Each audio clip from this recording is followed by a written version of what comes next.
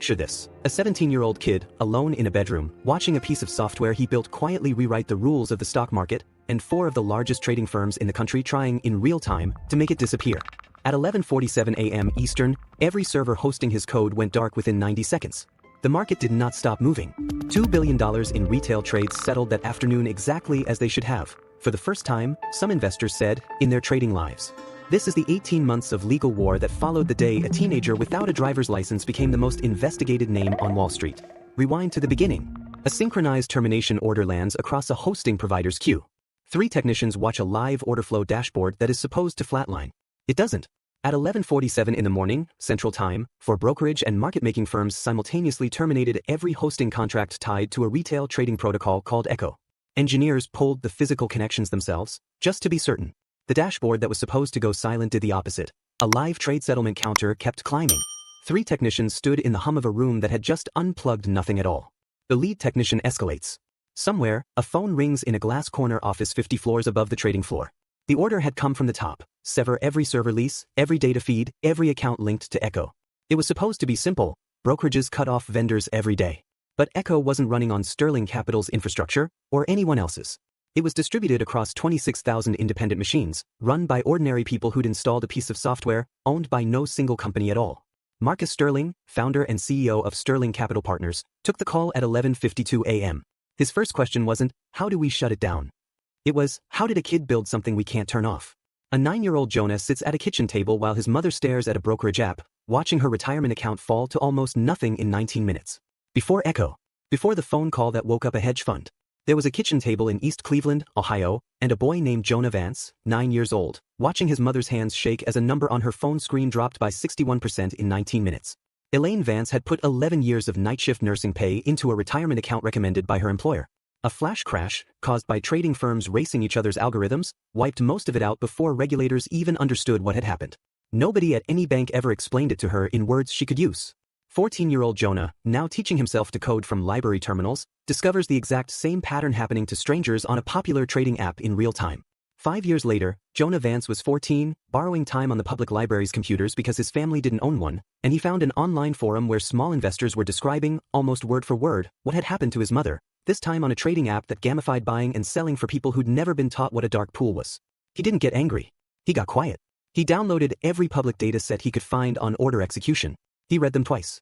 Then he started a folder on a school-issued laptop labeled, simply, The Signal. Nobody in that shared bedroom knew it yet, but a folder with 2 words in its name had just started a clock that a room full of hedge fund lawyers would eventually notice ticking. Jonah brings his research to his school's small investing club and realizes his mother's story is everywhere in his own neighborhood, an entire community of small investors bleeding out to the same invisible mechanics. He brought a printout to the 6 other kids in his high school's investing club expecting to explain one bad afternoon. He ended up cataloging 40 of them. A janitor's uncle, wiped out on a meme stock spike he never saw coming. A classmate's mother, front-run on an options trade by an algorithm reacting in microseconds. None of them were unlucky. They were all trading in a market built to be fully visible to institutions and mostly invisible to everyone else. Jonah started a shared spreadsheet and titled the first tab, simply, Who Got Hit? Offered a prestigious summer analyst internship at a bank whose own trading desk Jonah has quietly identified in his research. 17-year-old Jonah turns it down to keep building outside the system entirely. The recruiter offered him a paid summer analyst seat and a mentorship track most college juniors would have taken instantly. Jonah turned it down over email. The same week he confirmed the bank's own trading desk showed up 11 times in his spreadsheet. He didn't want a seat inside the wall. He wanted to build a door in it. He kept working nights and weekends on a folder now renamed from The Signal to something with an actual architecture behind it, a name only he and a notebook knew yet, Echo. Jonah pitches his idea to Nia Okaro, an MIT dropout systems engineer volunteering at a community coding workshop, who left a Silicon Valley trading tech firm over a project she still won't discuss. Nia Okafor had spent 2 years building low-latency trading infrastructure for a Silicon Valley firm before she walked out over a feature she'd been asked to ship and never publicly explained. Jonah found her running a free coding workshop at the library and cornered her afterward with a napkin sketch. He talked for 20 minutes about his mother's account. She asked one question: can it work if the firms who hate it own the servers it needs to run on? He said he didn't know yet. She said, wait, that's the actual question. She didn't leave the library for 5 hours. Jonah and Nia seek out Arthur Pembroke, a retired market structure regulator who spent 30 years writing rules for the exact kind of trading advantage Jonah hopes to dismantle. Arthur Pembroke had spent 3 decades inside the machinery that governs how stock trades actually get filled, before retiring to write, quietly, about the advantages built into it that never made the evening news. When Jonah reached him through a cold email that somehow used the right vocabulary, Pembroke listened for an hour without interrupting, then said the sentence that would guide the next 2 years. You are not building an app. You are building a market inside the market. Design it like a jurisdiction, or the real one will simply absorb you. He agreed to advise, unpaid, unofficial, and he said, against my better judgment about how stories like this tend to end. He didn't say which ending he meant. Nobody on that call asked him to clarify. In hindsight, someone should have. The founding trio, Jonah, Nia, and Derek Holloway, a self-taught back-end developer Jonah met through an online forum, set up shop in the Vance family basement, whiteboarding the architecture that will become Echo. They worked out of the Vance family basement because the rent was zero and Elaine Vance's coffee was, Nia said, correct, for once, for the wrong reason. Derek Holloway, a back-end developer a few years older than Jonah who'd been quietly helping debug code over a forum for months, joined as the third builder, trading freelance work for equity in something that didn't have a name investors would recognize yet. On the whiteboard, in Nia's handwriting, was the only sentence that mattered. No single feed. No single gatekeeper. No single point anyone can pull the plug on. The core innovation, explained visually, not a company, not a server, but thousands of independent home computers each mirroring a fragment of real-time order flow data, none of them essential, all of them replaceable. Here is what they actually built, without the jargon. Imagine a one-way mirror that only institutions could see through, showing them exactly how the crowd was about to trade before the crowd traded it. Now imagine breaking that mirror into 26,000 pieces and handing one piece to 26,000 ordinary computers, each one comparing notes with its neighbors every few seconds. Delete one piece, and the picture barely changes. Delete 1,000, and it reassembles around the gap. There was no company to sue for running it. No single server to unplug. No CEO's permission required to keep it mirroring. That was the entire point. After 7 failed prototypes, Nia's consensus algorithm finally holds under a simulated attempt to poison the network with false data. Attempt 7 failed at 1 a.m. on a Wednesday. Attempt 8, run at 3 a.m. after 3 hours of sleep between them, held. Nia had built a consensus algorithm that let thousands of independent computers agree on which order flow signal was genuine without any of them trusting each other individually. The same principle, she said, that lets a school of fish turn together without a leader. Jonah watched 26 simulated nodes survive a simulated poisoning attack that corrupted half of them, and the shared signal never drifted. He didn't celebrate. He just wrote the date on the whiteboard and underlined it. The first real users, Jonah's mother and 4 members of the high school investing club, onboarded manually by Jonah himself, become Echo's first live accounts. The first real trade routed through Echo was for 140 shares, a small retirement top-up for Elaine Vance, executed at the same price institutional desks were quietly getting, instead of the marked-up price her old app had always shown her.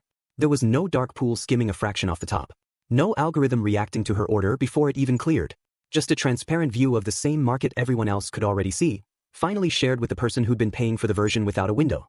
Layla Anwar, a financial journalist, publishes the first article about Echo, the trading floor with no building.